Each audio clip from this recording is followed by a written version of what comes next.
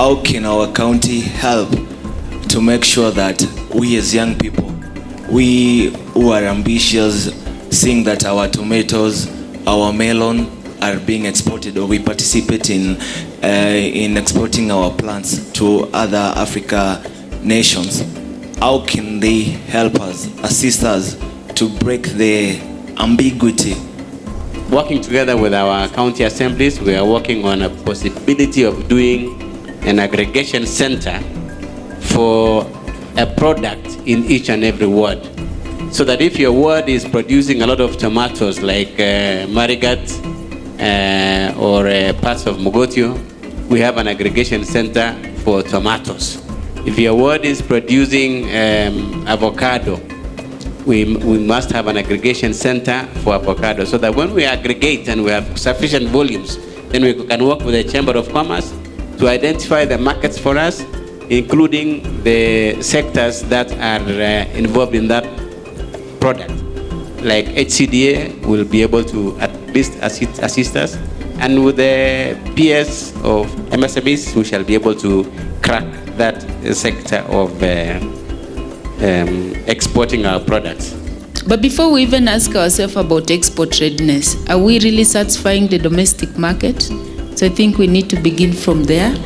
And what you're doing at the ministry is to start now developing the local market by working out the supply chain system, so that the tomatoes here in Baringo can move easily and very fast to where the market is, be it in Wajir, Mombasa, or in Busia. So let's first of all look at the domestic market, because I believe it's very huge.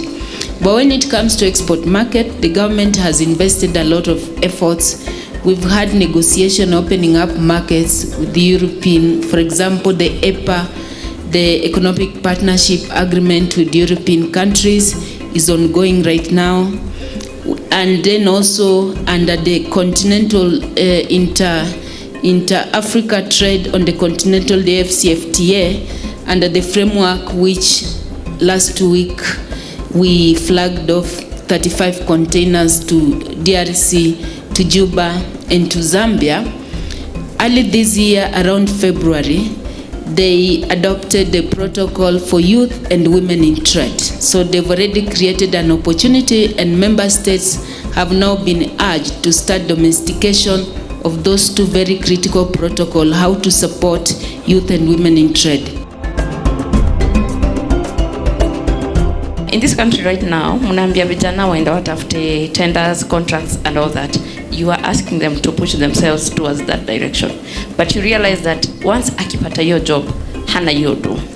And then the procedures that they're expected to go through, ndio wapate your do, it's so tedious, and some of them don't have the actual details. Can we have a way of converting probably that hustler fund to make it look like mtu akipata kama tenda leo, niko na LPO, nikuje kwenu niwapatie, you give me the money and then we sign a contract such that nikilipwa hiyo pesa inapitia hapo, mnachukua pesa yenu mnanipatia yangu kama kijana. So Youth Fund have a product for LPO financing. The interest rate is 8% per annum. It's very much far below. Now, they've had, of course, a challenge of the pending bill. And you know, we also as guilty as charged. And I know also county government are guilty as charged. Because whereas we provide and we promote 30% access to government procurement, what has been happening, our young people will come, they'll be facilitated by the Youth Fund or any other financing institution. They are operating on borrowed money. They are given tender to supply. But of course, the procuring entities takes a long time to pay. And you need accruing interest.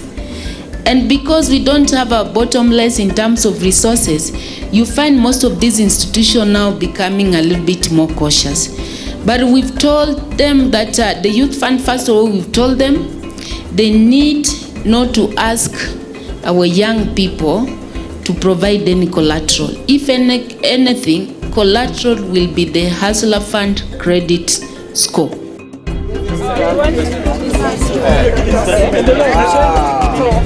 Can we continue? Yes, yes. Tell us.